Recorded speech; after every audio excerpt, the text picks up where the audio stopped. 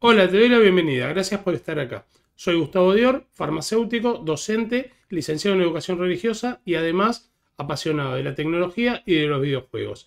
Y en este canal hablo un poco de todo eso. Pero de lo que te voy a hablar hoy es de los tipos de números que existen o los principales sistemas numéricos que existen. Así que vamos a empezar enseguida. Desde el principio de la historia, en las primeras civilizaciones, vemos que el hombre se vio tempranamente en la necesidad de empezar a manejar cantidades, en la necesidad de empezar a contar. Como podemos ver en esta representación, vemos que la gente tenía que empezar a asignar valores numéricos a las cosas que tenían, a lo que les pertenecía. Y así se empezó a contar y surgieron el 1, el 2, el 3, el 4, etc. Ese sistema numérico más primitivo que comprende los números naturales. Como podemos ver en la recta numérica, este sistema empieza en el 1, del 1 salta al 2, del 2 al 3 y así hasta el infinito sin nada en el medio. Este es el sistema numérico más elemental que tuvo la humanidad, que es el conjunto de los números naturales. Y bueno, este sistema al principio funcionó para explicar muchas situaciones, pero enseguida aparecieron situaciones que no podían explicarse a través de este sistema numérico. Como vemos en la representación, tenemos estos dos compañeros que estuvieron juntando cabras por el campo, pero por algún motivo el de Rodete le hace una manganeta al amigo y se queda con todas las cabras. Entonces quedaron uno con todas y el otro no tiene ninguna. Para representar numéricamente esta situación, había que buscar la forma de representar la cantidad nula, porque el señor de pelo largo, que vemos que le está reclamando al que era el amigo, no se quedó sin nada. ¿Cómo podemos representar numéricamente esto? Bueno, tuvo que aparecer un número que represente la cantidad nula, y así apareció el número 0. Y bueno, avanzando un poco en esta historia, la gente tenía que comer. Estos dos compañeros, cada uno tenía que comer. Y el del rodete no tiene problema porque tiene muchas cabras. Pero el que quedó sin ninguna, algo tiene que comer. Entonces el de rodete dice, no te hagas problema, yo te presto una cabra. Pero se la presta. Entonces, el señor de pelo largo, que lo vemos que está con la mirada hacia abajo, recibe una cabra, pero una vez que se la come, queda de vuelta sin nada. Pero además, cuando salga a buscar cabras, cuando consiga la primera cabra, no va a ser de él, porque se la debe al amigo de Rodete. Entonces, está en una situación en la cual tiene menos que no tener nada. Y esto hubo que buscar una forma numérica de representarlo. Así nacieron los números negativos, que pueden representar una deuda o una situación en la cual tengo menos que 0. Sería este caso. Bueno, al conjunto de los números naturales, que fue el primero, el más ancestral, primero se le agregó el 0. Después se le agregaron estos números negativos, o sea que son menos que 0, cuando se ponen en conjunto para representar numéricamente todas estas situaciones que describimos, generaron otro sistema numérico que es el de los números enteros, que comprenden todos los números naturales, el 1, el 2, el 3 y así hacia adelante, el 0, que representa la cantidad nula, y los números negativos, el menos 1, el menos 2, el menos 3 y así hasta menos infinito.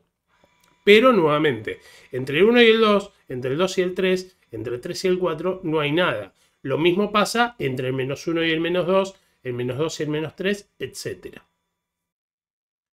Bueno, volviendo a nuestros dos amigos de la antigüedad, vemos que el señor, el de pelo largo, el que tuvo que pedirle la cabra prestada al amigo porque no tenía para comer, en un momento se da cuenta que no podía seguir en esta situación porque ya le debía una cabra y si le seguía pidiendo nunca le iba a poder pagar. Entonces buscó la manera de solucionar su problema de no poder comer.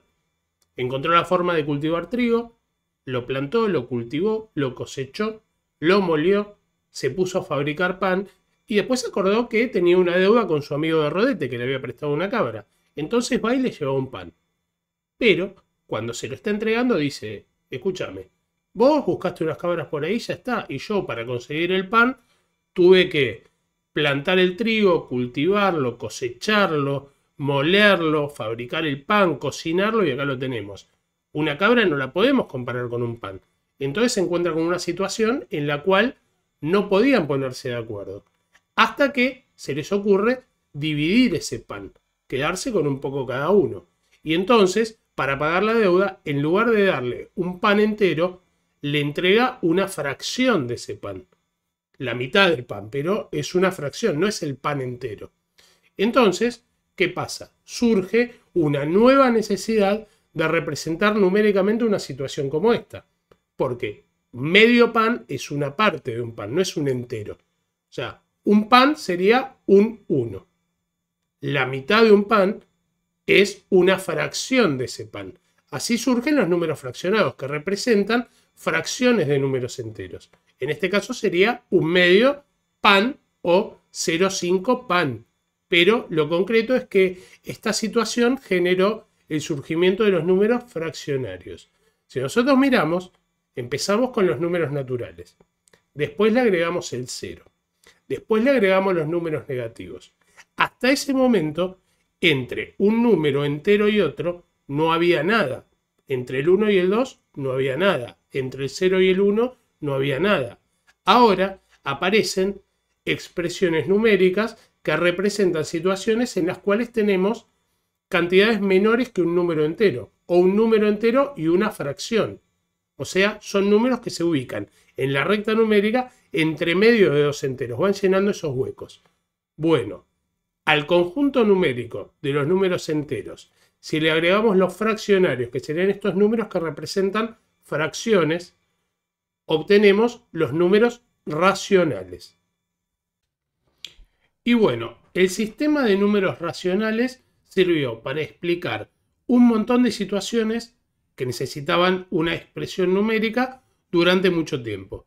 Pero al representar estos números en la recta numérica, vemos que entre dos números enteros se ubican números fraccionarios que se pueden expresar como un cociente, es decir, un número sobre otro, o un número con una coma, un entero con una coma, o 0 con una coma entre el 0 y el 1.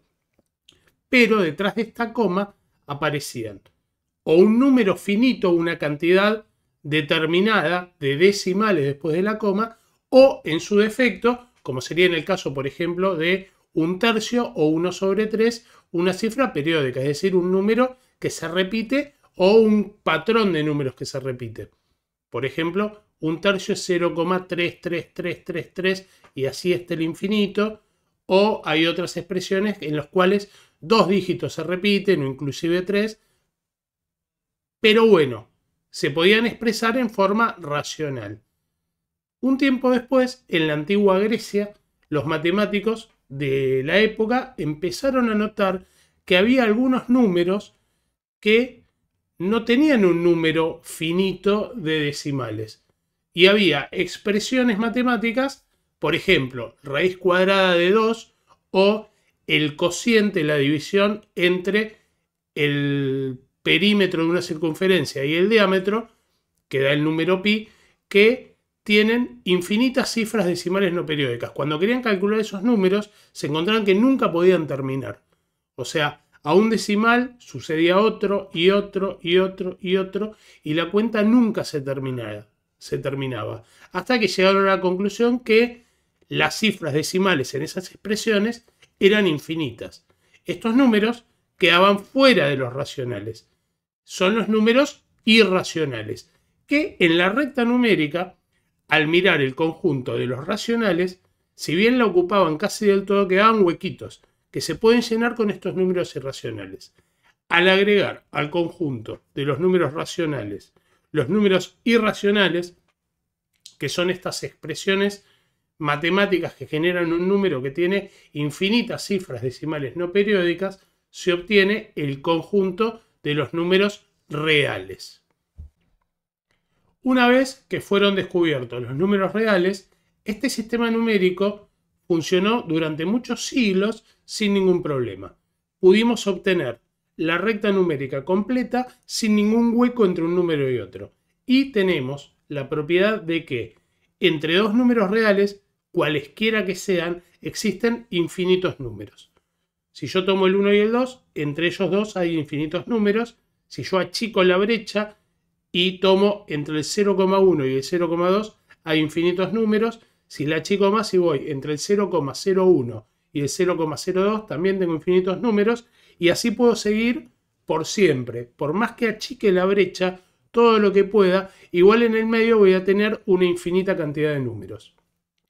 Como decía, esto funcionó durante muchos siglos, pero en el Renacimiento los matemáticos de la época, en el siglo XVI específicamente, se dieron cuenta que existían expresiones matemáticas que no se podían resolver en los números reales. Por ejemplo, la raíz cuadrada de -1. Esta expresión, este cálculo, no se puede calcular en los números reales. No existe un número real que dé una solución a esta expresión. Como no había un número real capaz de resolver este problema, hubo que imaginarse un número. Los matemáticos de la época descubrieron o definieron para solucionar este problema los números imaginarios. El número i, que es un número imaginario, es el número que resuelve la expresión raíz cuadrada de -1. Una vez teniendo los números imaginarios, que no pueden ser representados en la recta numérica, se definieron los números complejos, que tienen una raíz real y una raíz imaginaria. Como dije, los números complejos en realidad no los imaginarios, porque se expresa el número como una raíz real y una imaginaria. Estos números complejos no se representan en la recta numérica, porque tienen una parte que es imaginaria, que no existe en los números reales. Estos números, si bien los quise mencionar, son de uso en matemáticas muy avanzadas, se usan para resolver algunos problemas de ingeniería, cuestiones que exceden totalmente el alcance de este video y el estudio inclusive de carreras universitarias que no usan estos sistemas. Por lo tanto, hasta los números reales, en la mayoría de los casos, la matemática es suficiente. Además de los conjuntos de números que vimos, hay subconjuntos de números que están contenidos en los que vimos anteriormente, en los naturales, en los racionales o en los reales, como los números pares, los números primos, los números impares y etc.